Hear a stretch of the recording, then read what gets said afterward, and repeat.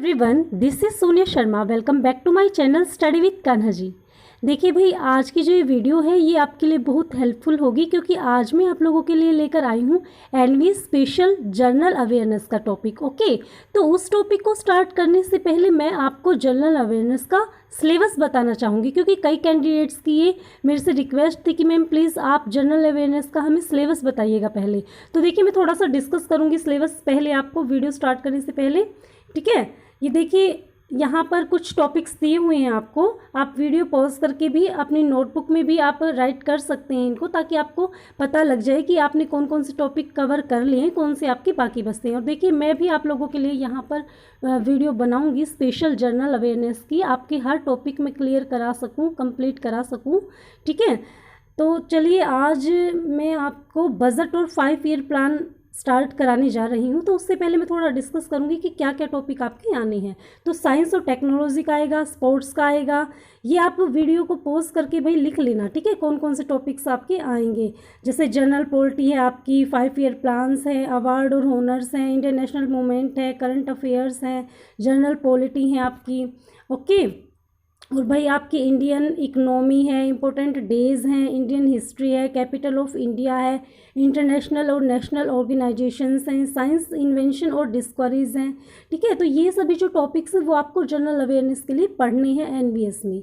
Okay, जो NVS TGT PhD की preparation कर रहे हैं। तो आज मैं आपको स्टार्ट कराने जा रही हूँ भाई 5 ईयर प्लान। ठीक है, तो वीडियो को स्टार्ट करने से पहले मेरी सभी से रिक्वेस्ट है कि भाई वीडियो में बने रहें एंड तक। ठीक है, स्किप ना करें, क्योंकि स्किप करोगे तो आपको अच्छे से समझ नहीं आएगा, और आप एंड तक देखोगे तो आप अच्छे से, आपके 2-3 नंबर तो यहाँ से पक्का हो ही जाएंगे। और ना ये सिर्फ एनवीएस के लिए भाई, ये अदर कॉम्पिटिटिव जो एग्ज़ाम दोगे ना आप, उनमें भी आपको ये वीडियो हेल्प करेगी। ठीक है, तो चलिए स्टार्ट करते हैं आज का अपना सेशन। देखिए, योजना आयोग, सबसे पहले हमें योजना आयोग के बारे में जानना होगा कि योजना आयोग क्या है। ठीक है, और इसका गठन कब हुआ। तो भाई जो ये योजना आयोग है, इसका गठन 15 मार्च 1950 को हुआ था। ठीक है, और इसके जो अध्यक्ष हैं वो कौन है। योजना आयोग के जो अध्यक्ष होते हैं वो भारत के प्रधानमंत्री जी हैं। ठीक है, जो पहले अध्यक्ष हैं, पहले अध्यक्ष की अगर हम बात करते हैं, योजना आयोग के पहले अध्यक्ष थे पंडित जवाहरलाल नेहरू जी।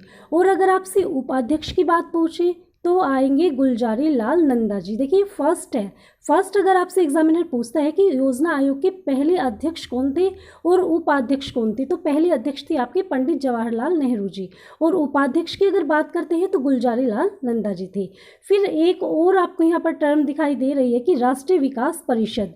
अब देखिए भाई, ये क्या होती है। अब जो राष्ट्रीय विकास परिषद है ना आपकी, इसका क्या काम होता है। इसका काम होता है जो योजना आयोग की पंचवर्षीय योजनाएं हैं, ठीक है, जो योजना आयोग के अंतर्गत ये आपके 5 ईयर प्लान्स जो आते हैं, उनके कामों को देखना ही इसका काम होता है। ओके, तो इसका गठन यहाँ से पूछ लेता है एग्जामिनर कि जो राष्ट्रीय विकास परिषद है, इसका गठन कब हुआ था। तो इसका गठन हुआ था आपका 6 अगस्त 1952 को। ओके भाई, ये मेरे हैंड रिटन नोट्स हैं, ये मैंने आप लोगों के लिए प्रिपेयर किया है। बहुत जो है कई बुक्स से, कहीं से मैंने कंटेंट उठा के तब मैंने आप लोगों के लिए वीडियो बना रही हूँ। तो बहुत मेहनत लगती है भाई। प्लीज़ वीडियो को ज़्यादा से ज़्यादा लाइक करें, शेयर करें, चैनल को सब्सक्राइब करें जिन्होंने नहीं किया है। ठीक है, और मैं एक टेलीग्राम ग्रुप भी आप लोगों के लिए बनाने वाली हूँ, जल्द ही क्रिएट करने वाली हूँ। जो जुड़ना चाहते हैं कैंडिडेट्स, वो मुझे कमेंट सेक्शन में बता दें। आपका 2-3 दिन के अंदर अंदर टेलीग्राम ग्रुप में ज्वाइन कर लूँगी। फिर देखिए, पहली पंचवर्षीय योजना को हम लोग पढ़ते हैं। पहली पंचवर्षीय योजना क्या थी, उसका टाइम पीरियड क्या था, वो किस बेस पर ठीक है, उसका पर्पस क्या था। अब देखिए, जो उसका टाइम पीरियड है पहली पंचवर्षीय योजना का, वो है 1951 से 56। ओके, फिर ये किस बेस पर थी भाई, किस मॉडल पर बेस थी, सॉरी, ये थी हेराल्ड डोमर मॉडल पर। ओके, और इसका उद्देश्य क्या था, क्यों शुरू की गई थी, ये कृषि कार्यों के लिए शुरू की गई थी। ठीक है, कृषि के कार्यों को देखना इसका उद्देश्य था। फिर दूसरी पंचवर्षीय योजना की हम बात करते हैं, तो इसका टाइम पीरियड जो था वो था 1956 से 61। ठीक है, और ये किस मॉडल पर थी बेस, ये थी पीसी महालनोबिस। अब देखिए, क्वेश्चन कैसे उठ कर आएंगे मैं बताती हूँ आपको। यहाँ से एग्जामिनर क्वेश्चन पूछेगा कि भाई जो पहली पंचवर्षीय योजना की अवधि थी वो क्या थी। तो पहले की पता है आपको 1951 से 56, और अगर ये पूछता है कि किस पर आधारित थी, तो ये थी किस मॉडल पर, तो ये किस मॉडल पर आधारित थी, हेराल्ड डोमर मॉडल पर पहली। और उद्देश्य क्या था इसका, कृषि कार्य, ठीक है। और दूसरी अगर पंचवर्षीय योजना के बारे में बात करता है एग्जामिनर, ये पूछ लेगा कि पीसी महालनोबिस जो मॉडल है वो कौन सी योजना के अंतर्गत आता है, ऐसे भी पूछ सकता है, घुमा फिरा के पूछ सकता है एग्जामिनर क्वेश्चन को, ठीक है। तो ये दूसरी पंचवर्षीय योजना में था आपका। और टाइम पीरियड की बात करें तो 56 से 61 है। और अगर हम इसका उद्देश्य किस पर्पज के लिए स्टार्ट की गई थी तो औद्योगिक विकास के लिए हुआ था। ओके, आई थिंक आपको समझ आ रहा होगा। फिर देखिए तीसरी पंचवर्षीय योजना। अब जो तीसरी पंचवर्षीय योजना थी वो 1961 से 66, ठीक है, ये इसका टाइम पीरियड था और उद्देश्य था इसका कि कृषि और उद्योग दोनों को इस विकास करना। ओके, पहले में किसको बढ़ावा दिया था इन्होंने, कृषि को, और जो दूसरी पंचवर्षीय योजना थी उसमें उद्योगों को। और लेकिन जो तीसरी पंचवर्षीय योजना थी उसका उद्देश्य क्या था कि कृषि और उद्योग दोनों का विकास करना। लेकिन आपकी नॉलेज के लिए बता दूं कि जो ये योजना थी भाई वो सफल नहीं हो सकी थी, ये एक असफल योजना थी। तो एग्जामिनर जो है वो आपसे क्वेश्चन ये भी पूछ सकता है कि जो असफल योजना थी वो कौन सी पंचवर्षीय योजना थी, ठीक है। तो तीसरी पंचवर्षीय योजना की जो थी वो क्या थी, असफल योजना थी। अब इसका कार्य क्या था, इसमें क्या कार्य हुआ था इस योजना के अंतर्गत, तो हरित क्रांति जो है शुरू हुई थी इसमें, और बोकारो और स्टील इंडस्ट्रीज की इसमें स्थापना हुई थी। ओके, देखिए भाई फिर चौथी पंचवर्षीय योजना के बारे में हम बात करते हैं जो कि 1969 से 74 के बीच में चली थी, ठीक है। अब इसका उद्देश्य क्या था, कृषि और सिंचाई पर बल देना। अब आप सोचोगे कि मैम 66 से 69 कैसे स्टार्ट हो गया, ठीक है। तो मैं आप लोगों को बता दूं कि भाई योजना अवकाश काल चले थे, इसके अंतर्गत आपके 3 अवकाश काल आए थे। ओके, एक था 66 से 69 के बाद जो कि 3 साल का लगा था आपका।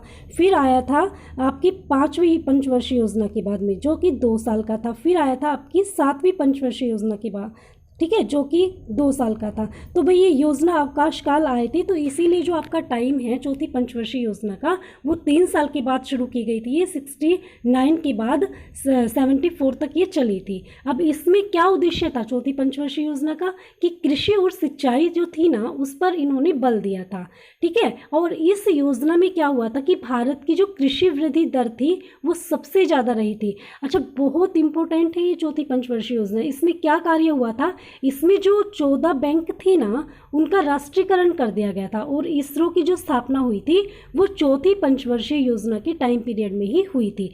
अब एग्जामिनर यहाँ से क्वेश्चन दे सकता है कि 14 बैंकों का जो राष्ट्रीयकरण हुआ था वो कौन सी पंचवर्षीय योजना के टाइम पीरियड में हुआ था, तो ये चौथी पंचवर्षीय योजना के का उसमें टाइम पीरियड में हुआ था। ओके, फिर 5वीं पंचवर्षीय योजना, बहुत बार यहाँ से क्वेश्चन आते हैं भाई, किसी भी कॉम्पिटिटिव एग्जाम को आप उठा के देख लीजिए, पंचवर्षीय योजनाओं से एक तो क्वेश्चन तो आपका आता ही आता है हर बार। तो 5वीं पंचवर्षीय योजना जो है उसका क्या काम था, क्या उद्देश्य था, क्या टाइम पीरियड था, क्या नारा था, तो वो मैं आपको बताती हूँ, बहुत ध्यान से आपको सुनना है। देखिए, इसका उद्देश्य था आपका गरीबी उन्मूलन और आत्मनिर्भर पर बल देना। और अगर टाइम पीरियड की मैं बात करूं आपसे तो 1974 से 78 के बीच में ये योजना चली थी। और नारे की अगर मैं बात करती हूं तो गरीबी हटाओ का नारा इसमें दिया गया था।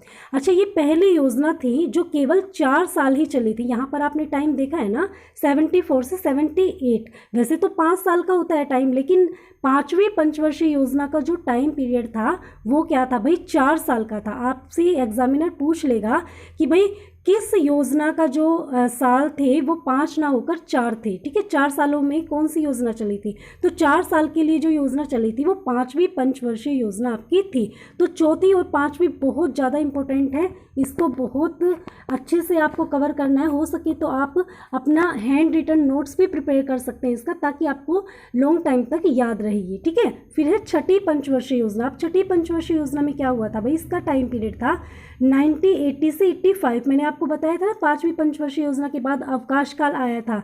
तो देखिए 78 के बाद 2 साल का लगा था ना ये, तो 80 से 85 के बीच में चली थी। और इसके उद्देश्य क्या था कि गरीबी उन्मूलन और रोजगार में वृद्धि करना।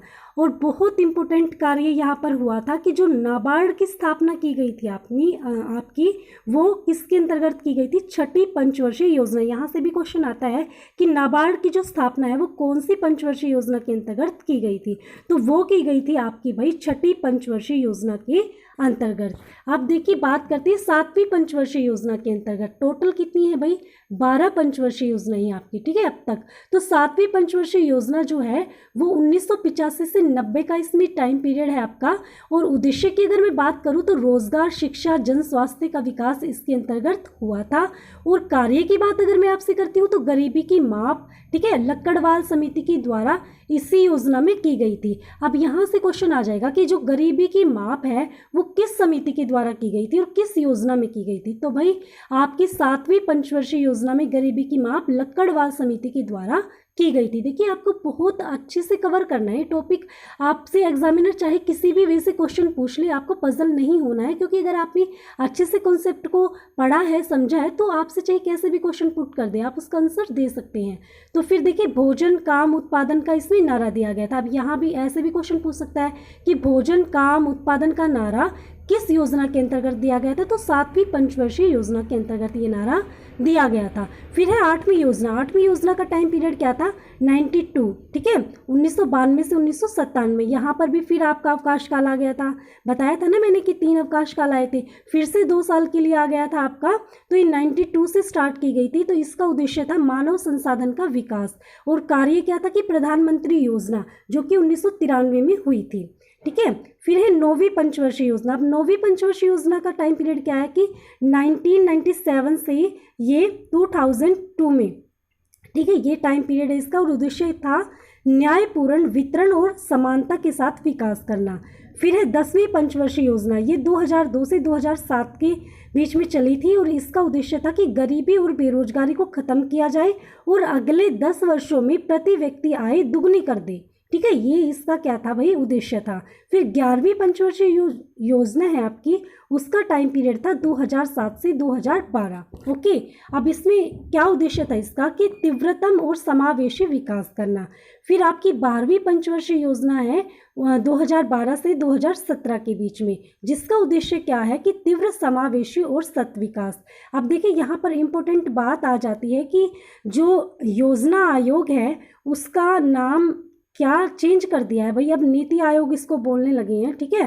तो ये 1 जनवरी 2015 को मंत्रिमंडल के प्रस्ताव के तहत इसका योजना आयोग की जगह क्या कर दिया? नीति आयोग का आपका गठन हुआ है। तो अब योजना आयोग की जगह क्या बोलते हैं हम इसको? नीति आयोग। तो भाई आज की जो वीडियो ये आपके लिए बहुत इंपॉर्टेंट थी, जो मैंने आप लोगों के लिए बनाई, ठीक है। आपके कहने पर ही ये वीडियोस मैंने अपलोड की हैं। आपको वीडियो कैसी लगी? अगर आपकी कोई भी क्वेश्चन है, कोई राय आप देना चाहते हैं, तो आप प्लीज़ कमेंट सेक्शन में ज़रूर डिस्कस करें। Thank you, have a nice.